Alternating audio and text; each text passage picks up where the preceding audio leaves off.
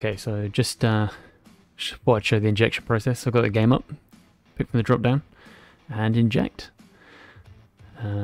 So this game was previously not working. Well, it would inject, but it was just completely broken. But Prodog's recently added a split screen compatibility option, so it actually does work in the main menu. But as soon as you get into a game, it was broken, and you'll see it in a second. So if I load up any game, let me just check the settings. I haven't played this for a while, so just checking they're all good. Stuff like V-Sync's off. Just having a look at the graphic settings. It's all on high. Actually runs pretty well. This is a pretty obscure dead game, but you'll see it's like completely broken.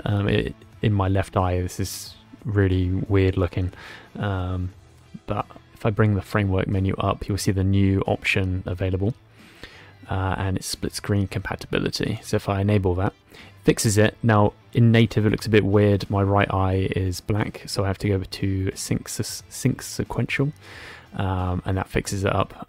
For some reason there's a lot of bloom in the character selection, I'm not sure why.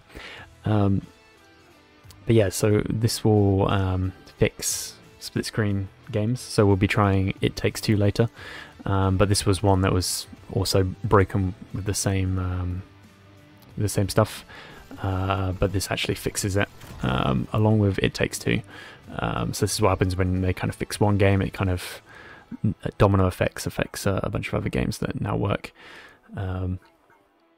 So I'll load this up. I'll just pick a random map.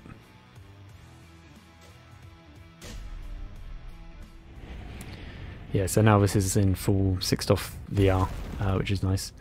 I did try making a character, like camera offset, but because it's like a mech game, the world is actually like crazy big scale. So when I tried to make a custom offset, it didn't move me very far.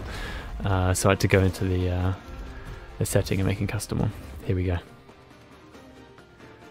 So you can see I was moving it wasn't really doing much. I picked a small world scale just because these are kind of like toys. So you can see only really makes a difference when I move the slider, because the right trigger analog stick is just for like fine movement, which normally is fine in most games.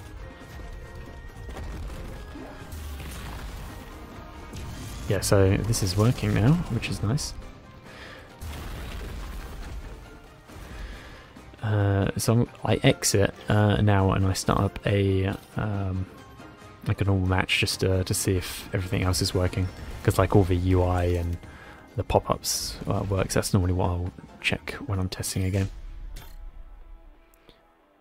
So you can see I saved my little world scale and I just quickly switched back to the default camera offset.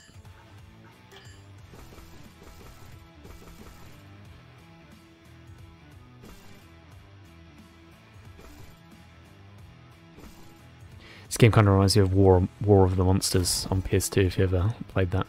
But it's kind of just more like a Smash Melee kind of game. Now this game is super dead. There's no one online unless you kind of were specifically playing with someone you knew. And I quickly realise and go into a CPU match. Now the interesting thing with this is because it's not just split screen with 2 players. As I add more CPUs, it seems like it doesn't like the more than 2 players, so like a team of 4. You can see this like overlay now, which was kind of like what happened before the split screen fix. But luckily, when we actually get into a match, that disappears and it's fine. But it's just an interesting thing to note here that there are more than 2 players in this. Because I assume you can have 4-player split screen, but you can see actually when I'm in the game it's completely fine. The new option. But yeah, I'll leave this to play out. It's a pretty cool game, elevated in VR, but an interesting test case nonetheless.